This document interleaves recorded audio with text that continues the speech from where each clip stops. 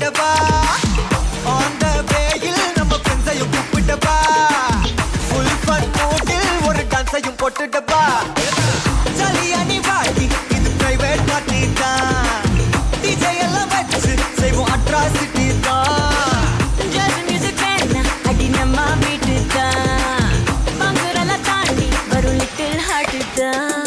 Dance competition தனியாக பார்த்துருப்போம், body building competition தனியாக பார்த்துருப்போம். ஆனால் ரெண்டையும் சேர்த்து வச்ச மாதிரி ஒரே மேடையில் பார்க்க முடியுமா அப்படின்னு கேட்டால் அப்படி எப்படிங்க பண்ண முடியும் அப்படின்னு தான் யோசிப்போம். பட் இங்கே பார்த்தீங்கன்னா பாடி பில்டிங் காம்படிஷனில் தன்னுடைய டான்ஸ் ஸ்டெப்ஸை போட்டு பயங்கரமாக அசத்தி போட்டியில் ஜெயிச்சு காத்திருக்காரு இங்கே ஒருத்தர். யூஸ்வலாக பாடி பில்டிங் காம்படிஷன் அப்படின்னாவே அவங்களுடைய பாடியை பயங்கரமாக அப்படியே பில்ட் பண்ணி வச்சுருப்பாங்க. ஸோ அதை ரொம்ப அழகான போசஸ்லாம் செஞ்சு காட்டி அதில் யார் பெஸ்ட்டாக பண்ணுறாங்களோ அவங்களுக்கு வந்து அந்த காம்படிஷனில் ஜெயிச்சிட்டாங்க அப்படின்னு சொல்லி ப்ரைஸ் கொடுப்பாங்க.